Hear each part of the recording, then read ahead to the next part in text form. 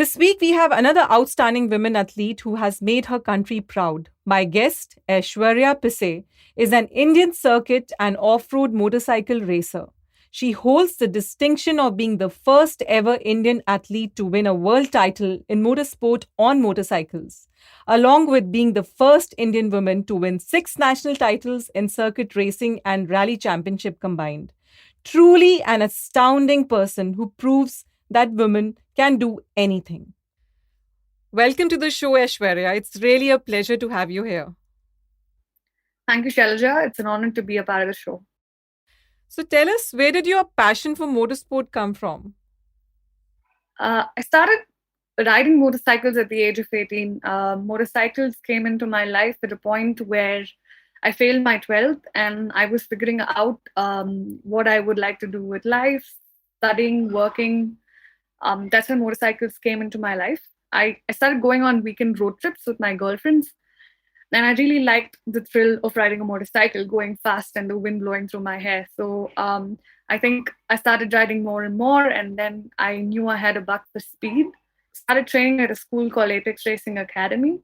That's where I found out about racing, learned more about racing, and that's how I got into racing. You've also mentioned in interviews how you didn't particularly take to academics and you had some pushback from your family in context to that, right? And your choice of your hobbies or your career is also very unconventional. So, would you like to tell us a bit about that? Was it a struggle? Definitely was. Coming from a Indian conservative family, everybody even today in my family does a 9 to 5 job, where anything apart from that is unheard of. So when I wanted to pursue motorsports as a career, not only had no one in the industry of motorsport had seen a woman make a career out of racing, neither had my family seen anybody who made a career out of racing. So definitely I did have a lot of pushback from them, especially from my family, expecting for me to have a regular 9 to 5 job and do racing as a hobby. However, also peers in racing also suggested that I do this just as a hobby and not take it up seriously.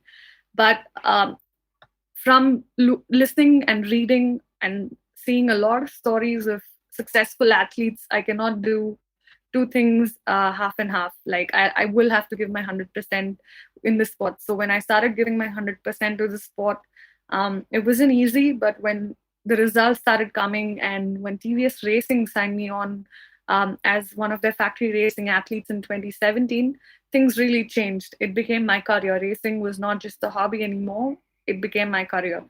So, yes, I did face a lot of pushback in the beginning, but as I started doing very well, today everybody really supports me to do what I do.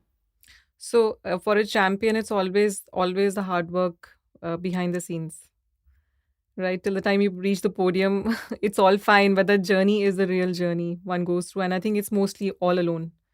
Yes, definitely. I think the journey to the top is definitely a lot more.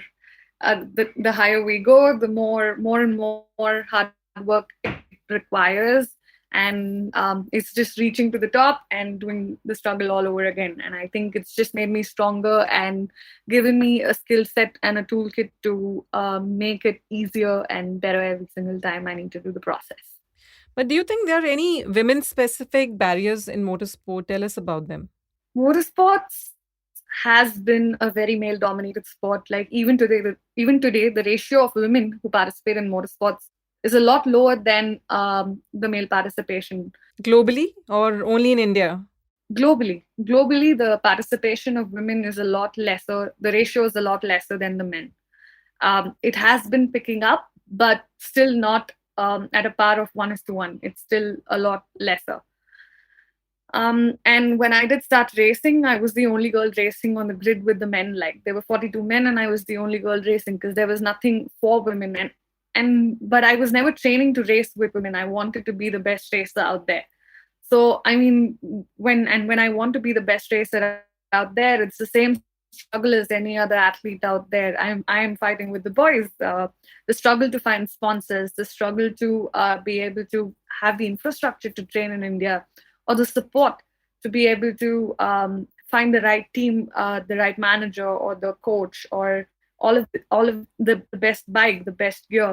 All of these are the struggle that initially any athlete goes through, and it's the same process that I went through too.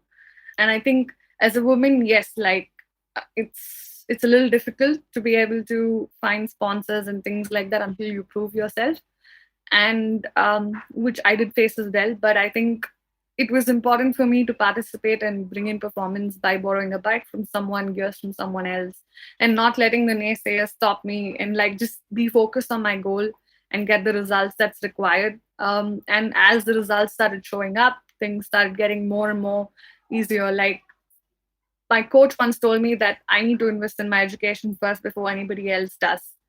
So, and I feel like that really stuck to me. And the first few years, yes, it's a struggle for all athletes, including myself. Is age also a factor in career in motorsport, or is there any ideal time to start? I think you started in 2017 or before that, if I'm not wrong.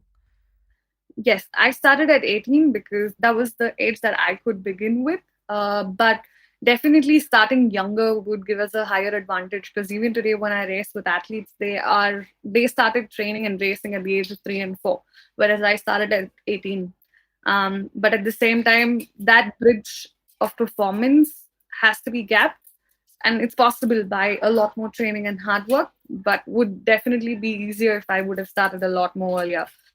However, even today, there are a lot of programs that manufacturers like TVS run, like the One Way Cup, where a lot of women have started coming in. Like we see a participation of 15 women that coming year on year from the year 2016. So, and also there is this One Way Cup for men and young people who want to get into it. And I think like now there's an amateur category, like under, I think it's the kids from the age of 7 and 8 are racing in India now, up to 13, 14, 15. Like we're seeing more and more younger participants. Absolutely amazing. I mean, to have that focus, I have a toddler at home. Yeah, I mean, if you're saying 3 to 5 years is when they start. So I think no wonder the parents' focus is a lot different than what it was 10, 15 years ago. I so agree with you. Uh, but tell me, I have seen very intense videos of yours where you are training, and your training seems to be very holistic in approach. Right? So it's not really focused only on the physicality of sports, but also you've been talking about mental health, your diet, your regime, your sleep, and how you balance the entire thing between a weekend and your weekday regime, right? Do you want to talk about it? Because that was the most fascinating part when I was doing research on you. Yes, I think especially athletes in India, we just focus on the skill set of the game or just the physical fitness. But to be an athlete, there's more aspects to it. In my regime, I do have mental conditioning, physical conditioning, skill training, as well as nutrition. These are few things that I am focusing on, and these were things that I figured that were very important at probably somewhere midway in the career, like 2017, the same year that TVS Racing signed me on. I think that's when I started working with my coach Mon, who is my mental psychologist, sports psychologist, where we work on a regular basis to simulate race situations to be able to focus on multitasking, where I'm connected to something called as the e-zone, where the heart rate, the breath, the skin conduction, the brain waves, all of these things are captured on the laptop, and we're doing tasks to be able to um, stay at a flow state of mind, and to be able to grow these skill sets to use at a race situation. So that's one thing that I work with my sports psychologist. Then the physical conditioning is a part of it, where we work on strength and conditioning, endurance, and that's one part. And then skill training, like especially in India, I get to train 4 days a week, whereas when I'm in Europe, I train 5 to 6 days a week, where I train in the afternoon to go ride, and in the morning I'm training on my physical fitness.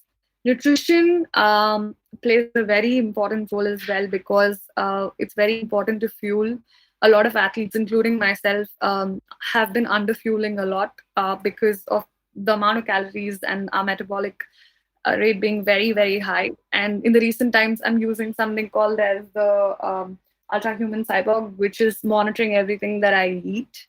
And it's technically giving real time data of how the food is affecting my body, when my energy levels are low, am I fueling right, and all of these things. So these are few things that I really focus on and to bring my performance to the elite level. But is there any aha moments on your journey in terms of holistic training? Were there any self discoveries besides what your coaches and your trainers have told you? Was there any something which came from really inside, right? As an intuitive process that okay, you should do this or you should add this to the mix of training which you're going through. Today, my career, wherever it is, I think is because very early in life, I believed that this is what I wanted to do. I believed in a goal, believed in law of attraction. And since I started working at 17, I never took a penny from home. So I'm a very self-made person to where I have gotten today. And I didn't really think when I failed my 12th that I would really be here, like being a world champion at 22 and to be aiming to go to Dhaka is definitely not something that I really thought I could. But very early in life, this thing of the law of attraction really taught me that if I have a goal and if I am and not let the naysayers stop me, and if I put in the hard work, no matter what that goal is, I can achieve it. And that's something that came from within, from all the experiences that I had. So this was the driving force which you were aware of as a kid, maybe, or as a teenage. Yeah, I mean, this I think came into me only after I had the biggest failure of my life, at least the first biggest failure of my life. That was failing my 12th. Yeah, I mean that's an adversity which kind of release that entire energy for you to realize that it's all within. I saw one of your TEDx speech where you spoke a lot about self confidence, passion, determination, and it was coming straight from the heart. And for a such a young person as you to talk about self confidence with so much of confidence, it's really it just kind of makes me believe that you have kind of decoded or understood what really self confidence really means. It's not really English words. But okay, on a completely unrelated note, Aishwarya, tell us about your dog. The names are Laya and Teddy. Both are female rescues. They came into my life at a. I mean, I found them on one was tied to a pole, and the other one I found her on the shoot, and they're full of love. And they're my partners in crime to go hiking, to go cycling. They're just wonderful. And they go with you everywhere, right? I've seen a lot of your reels on Insta where they're almost in every frame, every still of yours. Yeah, they're always around me if I'm home. So yes, they're a very important part of my life to keep me calm and for me to be stressed. Lovely, yeah. Uh, Aishwarya, tell me, I think just about a year ago in round two of Paja's World Cup, you suffered a crash and wrist injuries, right? And also in 2018, you ruptured your pancreas. I mean, ouch, that sounds like really, really painful. And I've had like a wrist injury which took 6 months to recover from. But what was the recovery process for you like? And how did you get back in form? Well, injuries are a part and parcel of being an athlete. And being a racer, being an athlete has given me a way of life. When I say that, what I mean is that every time I've crashed, my only focus has been towards the recovery, has been towards what baby steps I could take each single day. It wasn't easy either. The first accident that I had was the clavicle, where I broke my collarbone just 1 week before the championship of the national road racing, where I was already leading for 3 races into the season, and I had that accident. And the fourth race was like the defining race where I would seal the championship.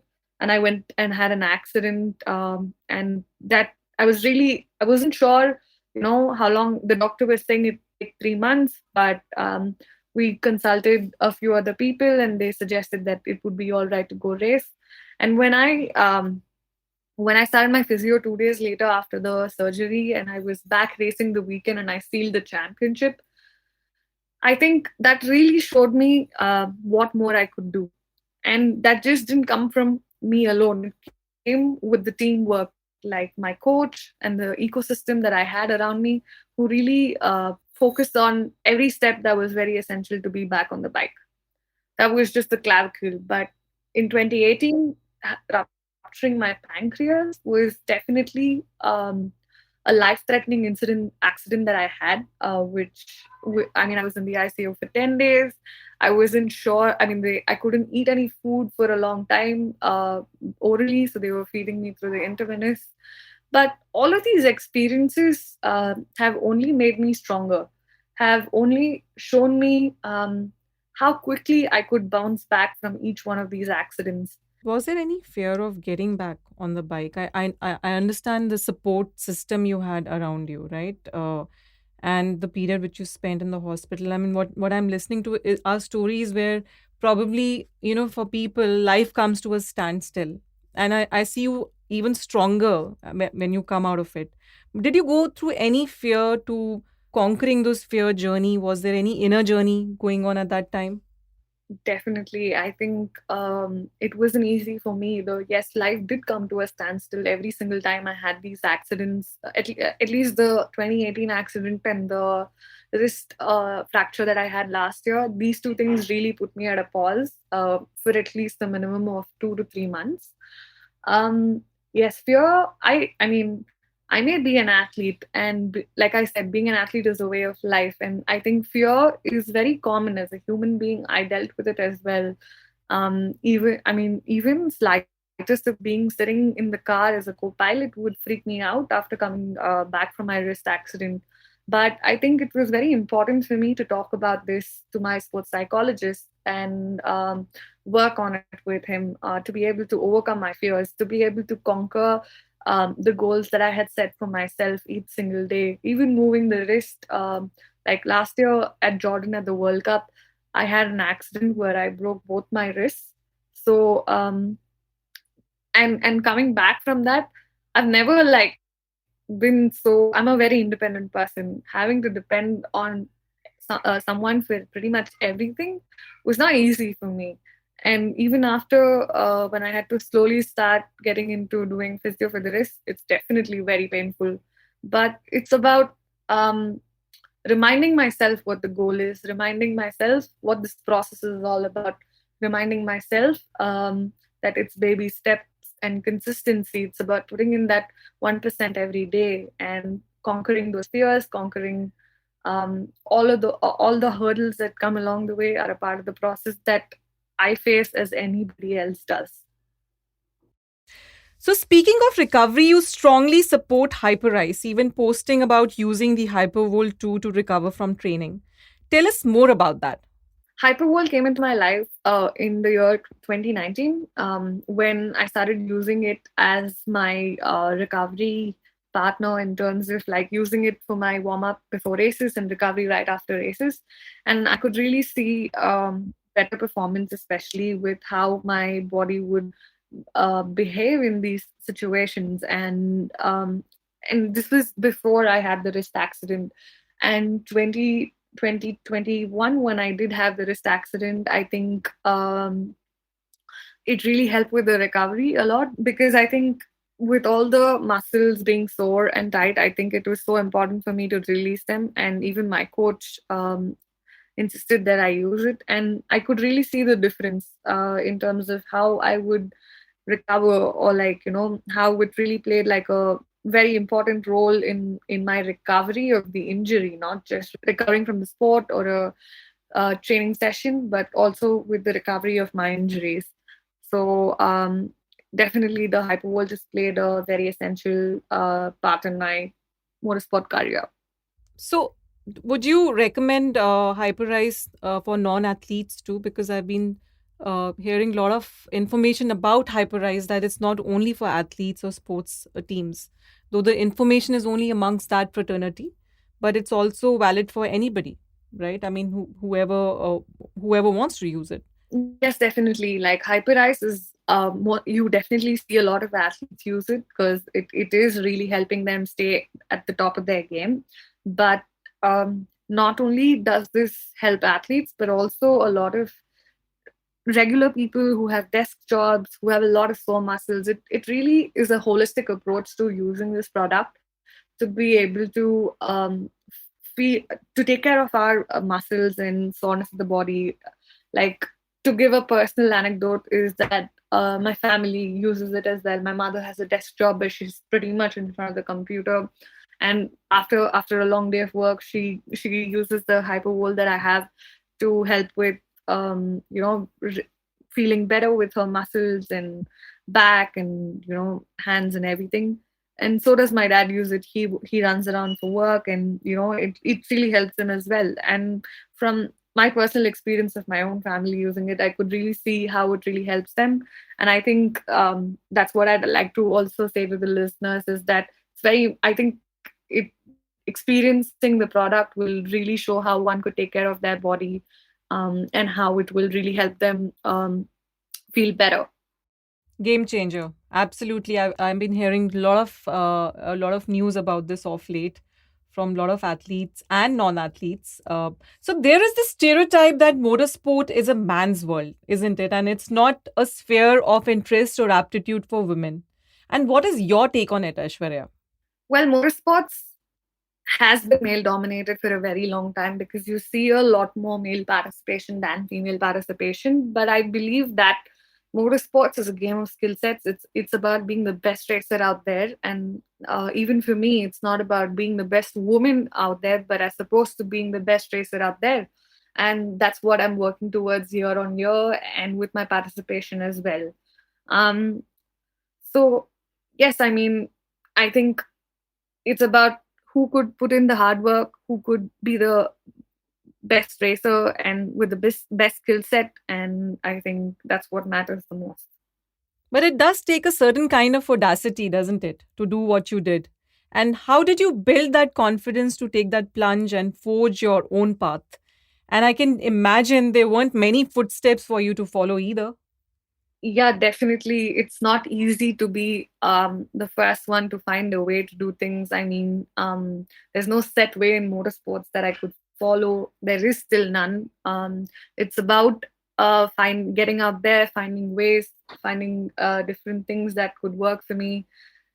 I think it was more about the goal that I set for myself, and I knew that that's what I wanted to achieve, and I didn't let no matter what people's opinions were or what anybody had to say about it affect it. And I think year on year, the goals or the milestones that I set for myself are definitely, you know, things that a lot of people haven't been able to achieve, and I hope to pave paths for more youngsters and women to, you know, follow, set a way to follow.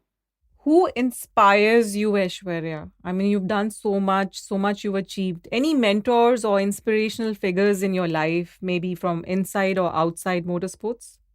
I look up to Laya Sons. She is one of the women who raced at a race called Dakar. Dakar is the Olympic of motorsports. It's a 15-day race that happens every January, and she finishes top 15 out of close to 200 boys and girls. You know, like the women participation is definitely lower, but like out of 200 participants, she finishes top 15. So Laya Sanz, then there's Toby Price, then there are a few other athletes that I follow from different genres. That's Haley Deegan, Lindsey Vonn. These are a few people I really look up to. And what does it take to succeed in motorsport and keep at it? Because obviously success is very infectious, isn't it? And you want to be in that spot again, on that podium again and again. So, Aishwarya, essentially, what I'm asking you is that you gone through a performance anxiety because you've succeeded so many times in life, right? You've been on the podium and you've achieved all the accolades. But does it put you under performance anxiety? Performance anxiety or being on the top. Yeah, I definitely did face these challenges at the early stages of my career. But I think over the years, I've realized that success is a byproduct of doing all the steps right in terms of in a race, in the training. all of this put together is when I get to win a race. But also, I have failed a lot more than I have won. So the goal is to be able to get that each corner right, each straight right, to be able to do every stage right. So, and the end product of that is winning. So, I mean, that's how I focus in terms of succeeding, as opposed to thinking about, I won the last race. What if I don't win the next race? So I think it's more about focusing on um, the goal in hand and the process that needs to be done to achieve it. That completely makes you truly unstoppable, the way you've articulated it. And you have won 9 championships, right? Both nationally and internationally, 5 national rally championships in a row, and in a sport with very few men, let alone women. So, participating from India, what was that victory feeling? What was the taste of victory when you got the first medal for India? What was that feeling like, Aishwarya? It was a feeling of putting the flag of India on the map of motorsports. It was something that I aspired for. It's something that I put the work into, and it was the best feeling that I ever had. It was about putting in a plan, doing all the races, putting in all the hard work, and the end product was winning the World Cup. And it was an amazing feeling. But what are the challenges that women face in the field of motorsport? You've mentioned a bit earlier in the show about a few, but are there any personal challenges which one would go through, because you've been repeatedly talking about that's completely male dominated, right? Whether it is global or India. Challenges that women face in motorsports is definitely one is the acceptance of the family for them to get into this sport, especially us coming from the Indian conservative families where they're very protective of their um, girl children especially. And I think that's one hurdle. And then I think second would be finding the right place to train, finding the right coach, finding sponsors, finding the right bike, finding the right gear. These are the few challenges that I think every athlete faces in motorsports, and especially women. Okay. uh, Specifically in context to your life, Aishwarya, you are a role model for all the youngsters out there. Any message you want to give to the parents through the show who are listening to us right now? Don't let the naysayers stop you.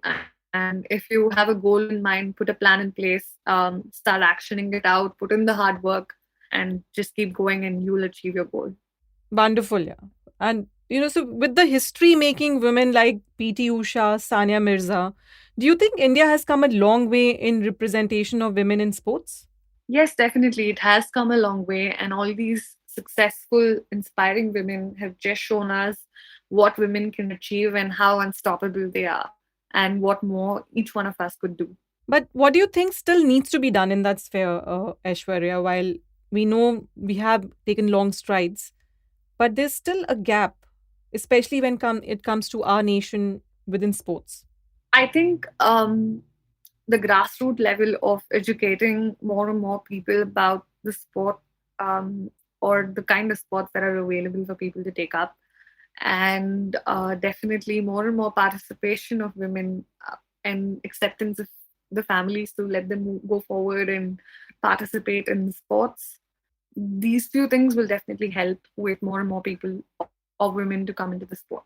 But according to you, what makes a person unstoppable in their life? Because the journey is lonely, right? I mean, especially what you've told us, you walked 100 miles to reach that fifth mile where you got all the accolades. But those 100 miles are your personal journey. But what makes a person unstoppable in their life, according to you? I think facing every challenge is a small bump in the road, and not letting any one of these obstacles um, deter your determination and your focus, and keep moving towards your goal is what makes us unstoppable. But that also requires a lot of passion, determination, drive, right? What if you kind of lose that drive somewhere? You kind of get mixed up with your passion because As a woman who's playing multiple roles after getting married, you have kids, you have various other responsibilities. What if it just kind of detours, you take a detour and you kind of stop, instilling enthusiasm into your passions? I believe that all these obstacles are definitely difficult on everybody, and every athlete goes through it. But I think what sets the unstoppable athletes apart from the rest is that everybody faces challenges. So do I. So do every athlete. But not letting any of these obstacles come in our way, and not forgetting the bigger picture, and focusing on what that is, and maneuvering through all these challenges as just a small bump in the road. And I think that's what makes the unstoppable athletes set apart. Thanks for sharing your insights on that, Aishwarya. Any advice for our young athletes, especially women who are listening to the show right now? Being number one isn't easy. It requires a lot of hard work, a lot of sacrifices, a lot of focus, determination. And I think to all the listeners, that's what I'd like to say as well, that if you have a goal in mind, put in the hard work, invest in yourself, don't let the naysayers stop you, and you will achieve your goal. Tell us about the next race you have coming up. What are you training for right now? I'm training for the European Championship as well as the National Championship that's coming up this year. That's what I'm prepping for. And what is the next for you in your career or in your life? Anything special, anything as a goal you have in your personal life also, which is coming up? On a larger scale of things, in terms of my career, I'm really looking forward to being at Dakar in a few years. That's what I'm working towards. And the short term goals are definitely the European Championship, Dakar qualifiers. These are the short term goals, and Dakar is my long term goal. We wish you all the best for all your endeavors, Aishwarya. You will excel. We thoroughly enjoyed talking to you.